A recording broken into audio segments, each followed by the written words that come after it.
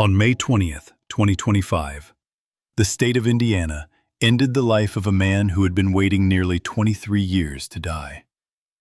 But the question that still divides people isn't how he was executed. It's whether the moment that sealed his fate happened by accident or by choice. One split-second decision during a late-night foot chase left a police officer dead, a family shattered, and a 20-year-old suspect facing the harshest sentence possible. Years later, a single tattoo would horrify a jury. And from a prison cell on death row, a relationship would form that no one saw coming. Because before the lethal injection, before the final meal, and before the last words, everything traces back to one ordinary night that spiraled completely out of control. And it all began in a quiet Indiana neighborhood, just after a stolen van caught the wrong kind of attention. It started as nothing more than a stolen vehicle report. A white van taken from a gas station in Beech Grove, Indiana. The kind of call police handle every day without expecting anything to go wrong. Not long after, Officer Matthew Hickey spotted the van rolling past an unrelated traffic incident. 3 men inside. Nothing dramatic at first. He ran the plates, got the confirmation, and called it in. The van was hot. The driver didn't pull over. Instead, the van took off through neighborhood streets, picking up speed as backup units joined the chase. Officers Robert Mercury and William "Bill" Tony closed in, lights flashing, sirens cutting through the quiet evening. But the chase didn't last long. The van lost control and veered off the road, crashing into the yard of a nearby home. Before it even stopped moving, the doors flew open.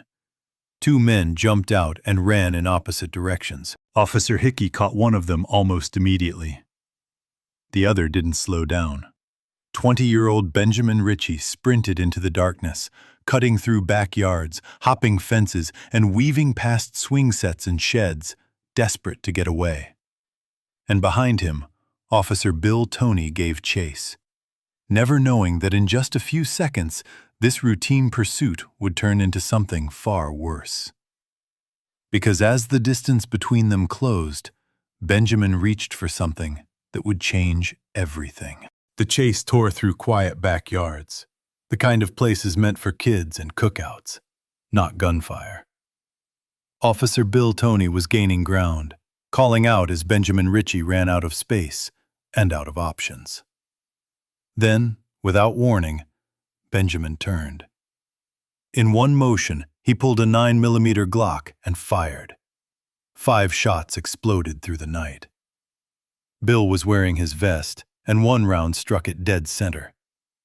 Another didn't. That bullet slipped just above the armor and hit him in the upper chest. He managed to fire back once, then his legs gave out. Bill collapsed in the grass, his service weapon falling from his hand as the life drained out of him. The entire encounter lasted only seconds, but it was already irreversible. Officer William "Bill" Tony died right there in a stranger's backyard. He was just 31 years old, 1 day away from his 32nd birthday. He had been on the force for only 2 years. He left behind a wife and 2 young daughters. And while officers rushed to the scene, the man who pulled the trigger was already disappearing into the dark, leaving behind a body, a broken family, and a city about to erupt. But what Benjamin did next would raise even more disturbing questions. As officers flooded the neighborhood, Benjamin Richie kept running. But he wasn't just trying to get away, he was trying to erase himself. For reasons no one could fully explain, Benjamin had been carrying a wig. Whether it was part of a plan or pure paranoia was never clear. But after the shooting, he ripped it off and tossed it into thick brush along with the gun. Then, he vanished. Somehow, Benjamin slipped through the police perimeter, moving past patrols, K-9 units, and flashing lights. Against all odds, he made it to a friend's house, free for the moment. Behind him, the city went into lockdown. More than 100 officers poured into the area. SWAT teams were activated. Roads were blocked. Helicopters circled overhead. Neighborhoods were sealed off as the manhunt stretched through the night. No one was going home until the suspect was found. Hour after hour passed with no sign of him. Then, just before morning, everything changed. An anonymous call came in. A single tip. A specific address. When officers arrived at the house, Benjamin was inside. This time, there was no sprint, no resistance, no fight. He surrendered quietly as they took him into custody. The house belonged to Michael Moody, the third man from the stolen van, and he was arrested too. The chase was over. But what waited for Benjamin next would be far more relentless than any manhunt. As the case moved toward trial, prosecutors began laying out who Benjamin Richie really was. And it didn't start with the shooting. It started long before he ever held a gun. Benjamin was born on May 30th, 1980, into a life already stacked against him. He never knew his biological father. His mother, Marion Martin, struggled with alcohol and drugs, even while pregnant. Stability was never part of the picture. She bounced from place to place, working as a stripper, often disappearing for days at a time. By the time Benjamin was just 3 years old, she had already abandoned him twice. School only made things worse. Benjamin fell behind early, acted out, and couldn't keep up. By 9th grade, he dropped out completely. And at just 10 years old, he was placed in a psychiatric hospital, where doctors diagnosed him with bipolar disorder and other cognitive issues they believed were tied to his chaotic upbringing. The warning signs were there, loud and clear. But help was limited, inconsistent, and temporary. As Benjamin grew older, the pattern became familiar. Trouble, short stints in custody, release, then right back to instability. In 1998, shortly after turning 18, he was arrested for burglary and sent to prison. By 2000, he was out again, but still on probation, still drifting, and still one mistake away from everything crashing down. And on the night Officer Bill Toney was killed, that pressure finally caught up with him. But once inside the courtroom, Benjamin would claim something very different. From the moment the trial began, Benjamin Richie insisted the shooting wasn't intentional. Speaking from jail, he claimed the gun slipped from his hand as he ran, and that it fired multiple times on its own. According to him, it was panic, not planning, that pulled the trigger. One of his friends backed that story. He said Benjamin never meant to shoot anyone, that fear took over when the chase started. Benjamin was already on probation, and another arrest could have sent him back to prison for years. In his mind, running felt like survival. But in that courtroom, explanations didn't carry much weight. A police officer was dead. As the trial went on, public sympathy faded fast, especially when Benjamin's behavior became impossible to ignore. Officer Bill Toney's widow, Dee Dee, sat through the proceedings, listening to details no one should ever have to hear. And Benjamin didn't stay silent. He interrupted her. He laughed. When she called him a coward, he fired back, calling her a B-word in open court. There was no apology, no visible remorse, not once. Any chance of mercy evaporated in real time. By August 10th, the jury reached its verdict. Guilty on all counts. Murder, auto theft, possession of an unlicensed firearm, resisting arrest. But while the verdict was devastating, the sentencing phase was still ahead. And one detail the prosecution revealed next would ensure Benjamin Richie never walked free again. As sentencing approached, Benjamin Richie's defense made one last push to spare his life.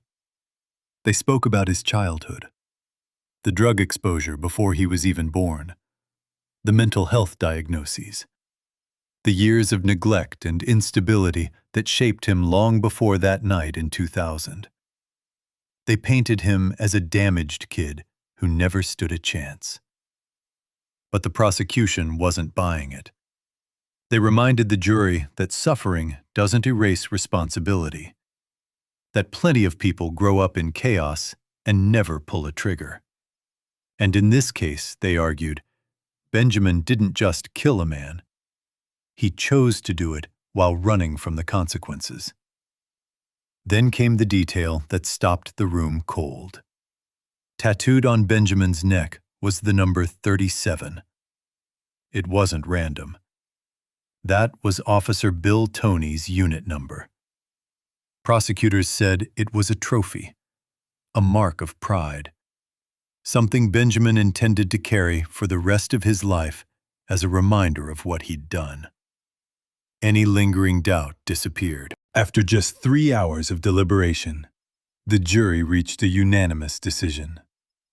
Benjamin Richie would be sentenced to death. He was transferred to Indiana's death row. For most people, that would have been the end of the story. But for Benjamin, it was only the beginning of a much stranger chapter. While Benjamin Richie waited on death row, life outside moved on without him. But thousands of miles away, in Sweden, someone was paying attention. Her name was Ivana. After watching a documentary about inmates facing execution, something about Benjamin stuck with her. She couldn't explain why. She just knew she couldn't stop thinking about him. So she wrote a letter. He wrote back. Those letters turned into long conversations. Conversations turned into visits. And before long, Ivana was flying across the ocean to see a man the state had already decided would die. Separated by prison glass, they formed a relationship few people could understand.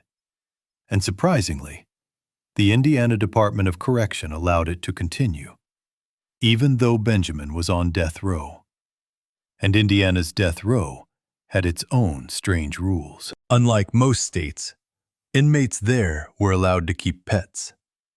Benjamin had a cat living inside his cell, part of a program designed to reduce isolation and improve behavior.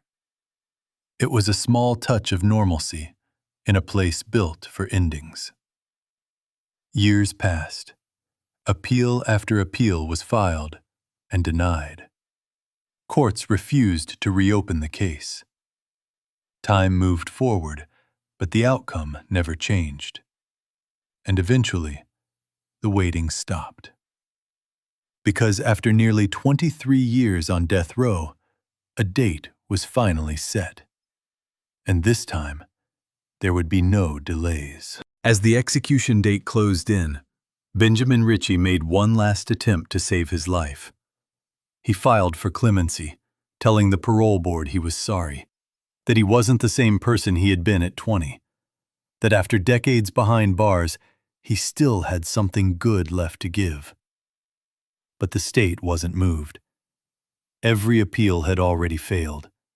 Every argument had been heard. And this time, there were no extensions, no last-minute reversals.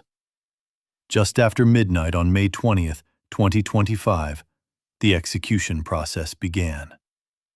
For his final meal, Benjamin chose a tour of Italy from Olive Garden. Chicken parmesan, lasagna, and fettuccine alfredo. A heavy, familiar comfort before the end. In the execution chamber, his final words were brief. He said he loved his family, his friends, and everyone who had supported him. He said he hoped they would find peace. At 12:46 a.m., Benjamin Donnie Richie was pronounced dead. He was 44 years old. Nearly 23 years after one decision during a backyard chase set everything in motion, his story finally ended. And what remains is a question that still lingers long after the lights went out. Benjamin Richie was 20 years old when his life effectively ended. The execution didn't come until he was 44, but the outcome was decided in a matter of seconds during a foot chase in a quiet backyard. In the years between, he changed. Or at least, he said he did.